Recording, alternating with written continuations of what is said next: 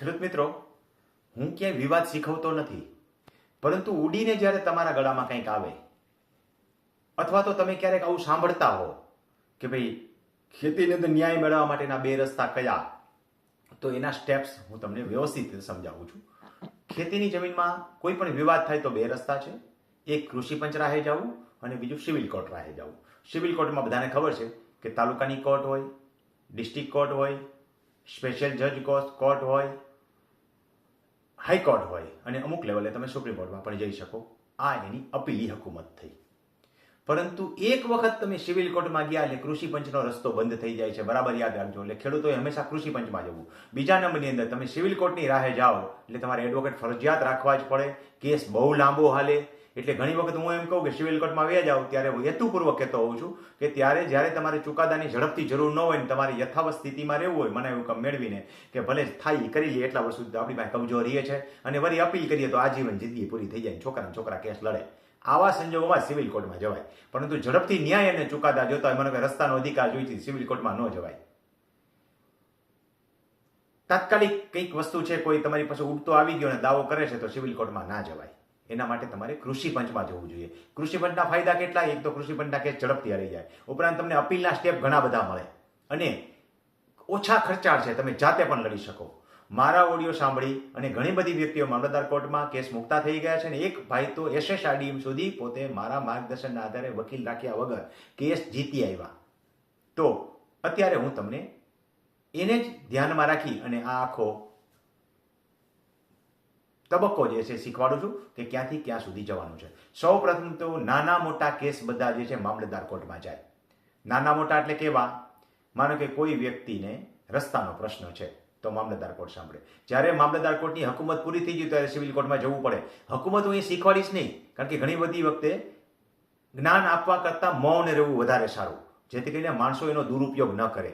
નહીતર કોઈ બિચારાને અધિકાર મળતો હોય એનો અધિકાર દુભાવે, કાયદાનો દુરુપયોગ કરી અને એને અધિકાર મળતો હોય તો બંધ થઈ જાય. કાં કોક ખોટા રસ્તે અભિપ્રાય લઈ આવે. એટલે ઘણી બધી જગ્યાએ હું કાયદાઓ પૂરા શીખવતો નથી કે કેવા સંજોગોમાં રસ્તાનો અધિકાર સિવિલ કોર્ટમાં જાય એ નહીં શીખવાડવું, પરંતુ એટલું શીખવાડીશ કે તમારો રસ્તો કોઈ અત્યારે બંધ કરેલો હોય તો તમારે મામલતદાર કોર્ટમાં જવું જોઈએ, સિવિલ કોર્ટમાં ના જવાય.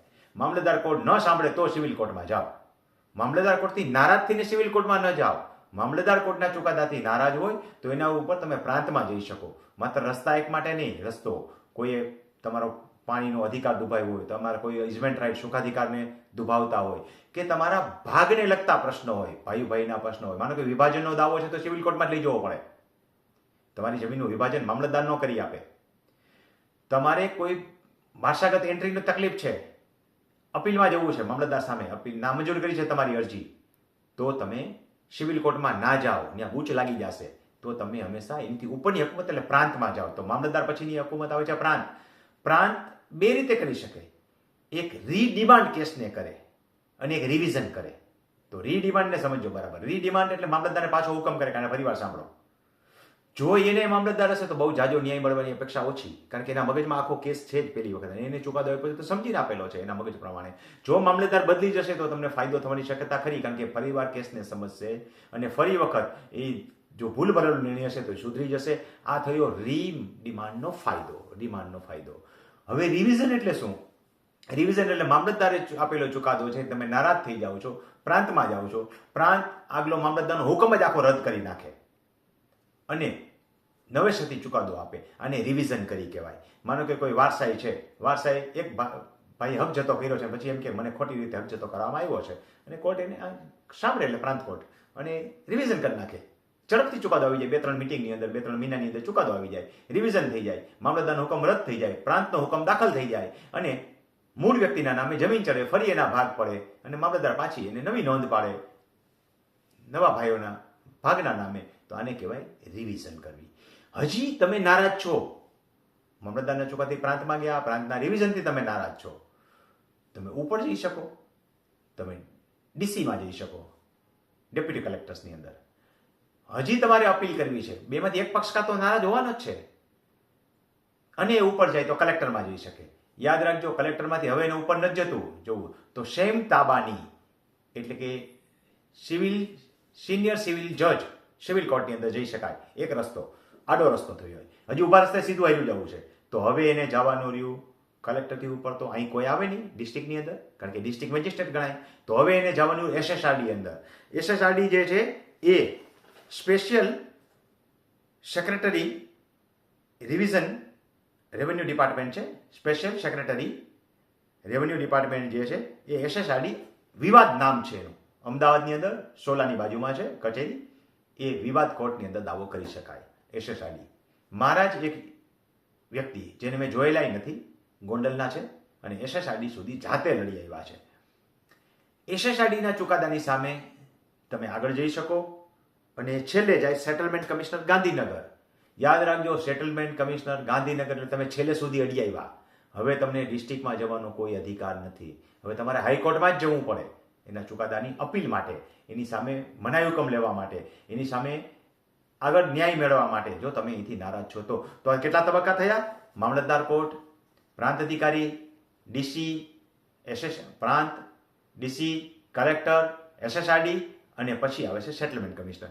દરેક તબક્કે નીચે રિવિઝન થઈ શકે, દરેક પ્રકારે નીચે રીડિમાન્ડ થઈ શકે.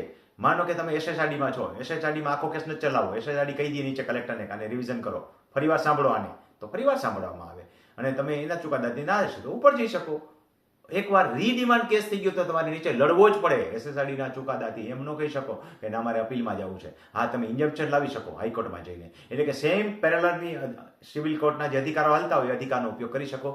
બહુ આપણે કોઈને કાયદાકીય બાબતો શીખવાની નથી, શીખવાની થતી પણ નથી, પણ અનિવાર્ય તમારા ઉપર જો વીજળી પડે તો તમારે ક્યાં જવું, કયા તબક્કાઓ હોય, ક્યાંથી ક્યાં ગુલાટ મારવી, એટલે કે કૃષિ પંચમાંથી ક્યારે તમારે સિવિલ તરફ જવું અને શું કામ જવું, એ મેં તમને શીખવવા માટે અને જાણકારી માટે તેને આટલી માહિતી આપી છે.